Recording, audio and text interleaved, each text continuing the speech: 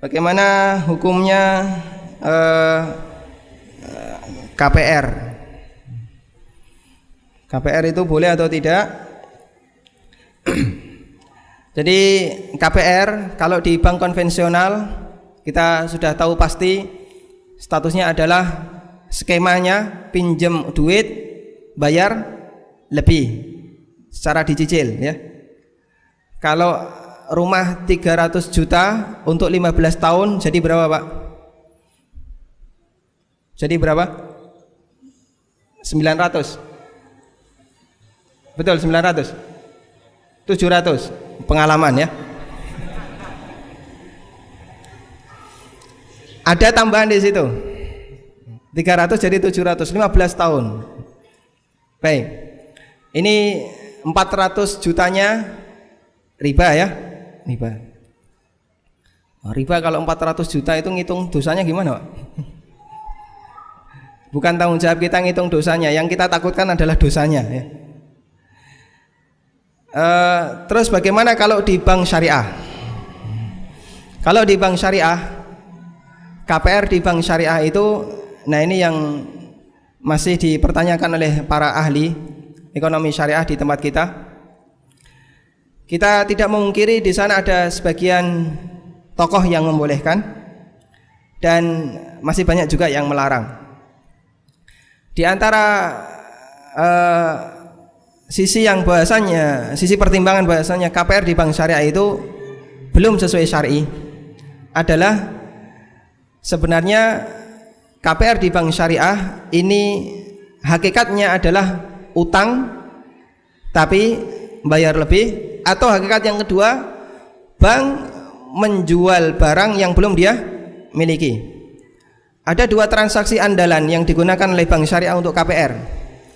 Pertama, transaksi ijarah mutahiyah bitamlik, dan yang kedua transaksi murabahah lil amir bisyira'.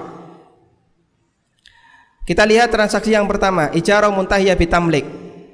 Ijarah mutahiyah bitamlik itu prinsipnya gini. Anda sewa, jadi istilah saja yang membuat ini rumit, Pak ya. Aslinya gampang. Begini, Anda sewa, tapi dengan perjanjian, pokoknya nanti setiap bulan bayar. Nanti kalau sudah sampai 10 tahun, barang ini saya kasihkan. Barang ini saya kasihkan. Misalnya ya, Bapak Ibu punya sebuah rumah, kemudian ada orang yang mau sewa.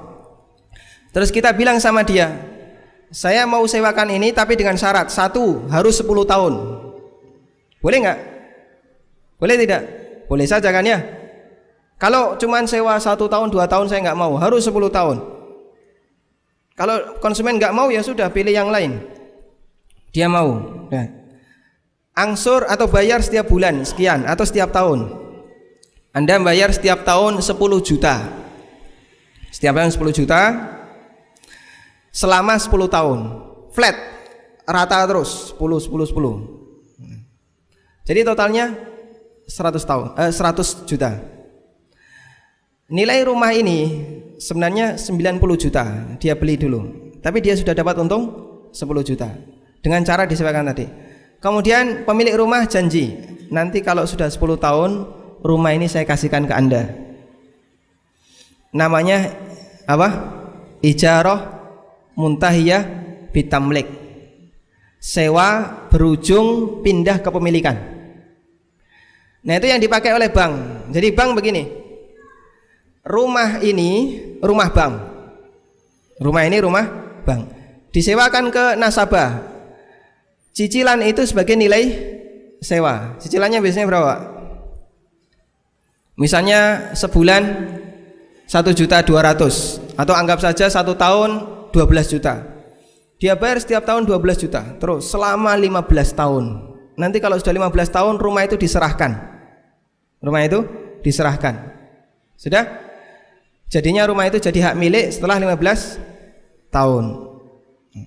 Ini namanya ijarah muntahiyah bitamlik. Boleh atau enggak transaksi kayak gini? Hah? Enggak boleh. Kenapa, Pak? Ada 2 akad. Yang pertama yang mana sewa, yang kedua jual beli. Baik, ya. kepemilikan. Begini, ijarah muntahiyah bitamlik, konsekuensinya itu berbeda. Di situ ada akad ijarah dan ada akad baik. Padahal yang namanya sewa dengan baik, dengan jual beli itu konsekuensinya beda. Sewa itu pindah kepemilikan atau tidak? Tidak. Kalau baik pindah kepemilikan atau tidak? Pindah kepemilikan. Dan Nabi sallallahu alaihi wasallam mengatakan dalam hadis, la syartani fi bai'atin, tidak boleh ada dua syarat dalam satu jual beli. Di antara penjelasannya adalah dua syarat yang dia jika digabungkan nanti konsekuensinya beda, yang itu memicu terjadinya sengketa. Sehingga ijarah muntahiyah bitamlik berdasarkan hadis la syartani fi bai'atin dilarang oleh sebagian ulama, karena sewa sama jual beli itu konsekuensinya beda, yang satu pindah kepemilikan, yang satu tidak pindah kepemilikan. Terus bagaimana yang boleh? Yang boleh itu ijarah muntahiyah bil wa'di bitamlik, ketambahan kata al wa'di, sewa berujung janji beli. Gimana ini? Jadi 15 tahun tapi nanti janji, pokoknya kalau sudah 15 tahun janji kita jual beli. Ini repot lagi. Terus gimana? Karena baru janji beli dan janji itu bukan akad, maka dia tidak mengikat. Dia tidak mengikat. Sehingga dia tidak mempengaruhi syarat pertama dan syarat kedua. Syarat pertama jalan sendiri, syarat kedua jalan sendiri. Dipisahnya dengan janji. Ketika dia sudah sewa 15 tahun, rumah ini punya siapa? Punya siapa? Masih pemilik pertama, bukan penyewa. Sudah? Kemudian kemarin kan janji beli, mengikat tidak?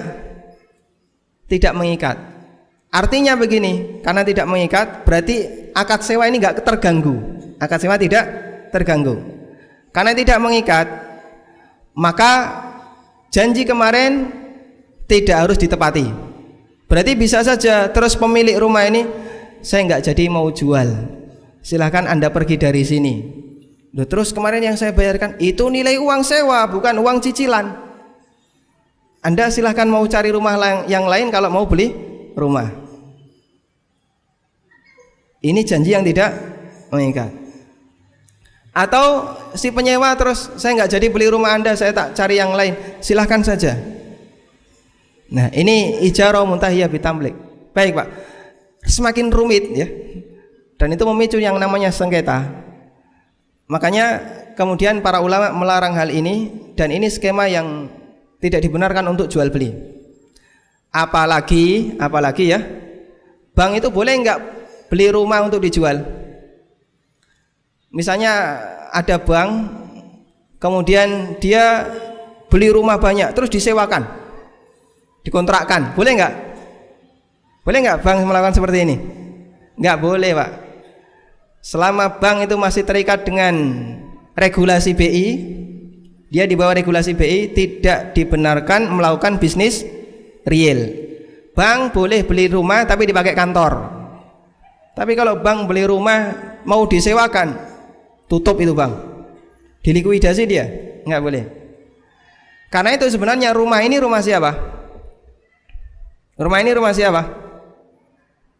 Rumah kontraktor, tapi disewakan oleh bank. Loh, kamu kok menyewakan rumah orang lain tuh atas dasar apa?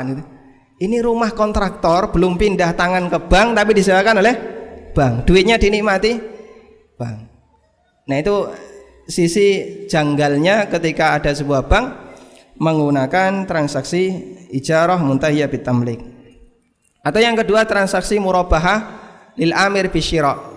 Murabahah itu sederhananya Pak, murabahah itu prinsipnya begini. Anda jual barang, kemudian ketemu konsumen, saya beli ini 100, arep mbateni piro? Ya tak tuku 120. Ini namanya jual beli murabahah. Di situ ada dua unsur. Pertama apa? Harga kulaan disebutkan, jujur dia. Saya beli ini 100, jujur. Unsur yang kedua ada untungnya. Mau ngasih untung berapa? Saya kasih untung 20.000. Boleh atau tidak? Boleh. Ini namanya jual beli murabahah. Sebenarnya kita sering mempraktekannya, Pak. Cuman kadang nggak tahu istilahnya, jadinya terasa keren saja istilahnya. Akrab di tempat kita murabahah itu. Nah, ini ada kasus murabahah lil amir bisyira. Ini sebenarnya sering kita lakukan. Bapak Ibu tahu yang namanya mindring? Itu bahasa Jawa Timur ya. Mindring itu adalah nggak punya KBBI ini. Ada orang yang jual beli perabotan ya. Dia keliling ke kampung perabotan ya, Pak. Hah? Lawe-lawe. Lawe-lawe. Kemudian ada salah satu konsumen yang lihat, punya baskom nggak Pak? Nggak ada. Terus dia bilang, ya insya Allah seminggu lagi tak bawakan. Seminggu lagi tak bawakan. Apa di sini? Sudah terjadi transaksi belum? Orang ini kan baru tanya, saya mau beli baskom, punya enggak? Enggak punya. Seminggu lagi tak bawakan. Terus dia janji, ya sudah nanti kalau sudah ada baskom saya beli. Seminggu depan dia bawa itu baskom. Sudah jadi beli enggak ini? Baskom ini otomatis terbeli atau belum? Ya? Belum. Otomatis terbeli atau belum? Belum. Nah kemarin kan sudah janji, katanya mau beli Bu. Enggak jadi ya Pak, sudah beli. Sakit hati enggak ini? Biasa saja. Nanti kalau enggak laku di sini kan laku di sana ya. Ini namanya murabahah lil amir bisyira. Kalau dia jadi beli, berapa harganya? Dia nyebut harga modal saya sekian, arep dibadani piro silahkan. Jadinya murabahah lil amir bisyira. Itu akrab dengan kita transaksi itu. Tapi karena istilahnya saja yang mungkin buat orang itu semakin kayaknya sangar begitu Pak ya. Syaratnya apa murabahah lil amir bisyira ini? Anda harus punya barang itu. Mau dijual tapi nggak punya barang, ini dilarang. La tapi ma laisa indak. Jangan kamu jual barang yang tidak kamu miliki. Hadis dari Hakim bin Hizam. Ketika bank itu mau melakukan murabahah untuk rumah, pertanyaan satu lagi, rumah ini punya siapa? Bank tidak beli rumah ya. Bank kan tidak boleh beli rumah untuk dijual. Kalau bank beli rumah untuk dijual, bank dilarang dalam aturan mereka, dalam aturan BI. Karena itulah sistem seperti ini hakikatnya tidak berbeda dengan praktek pinjem duit bayar lebih. Meskipun dia pakai nama murabahah lil amir bisyira atau ijarah muntahiyah bitamlik, aslinya tidak ada bedanya. Karena dua transaksi ini tidak berlaku secara hakikat. Wallahu alam.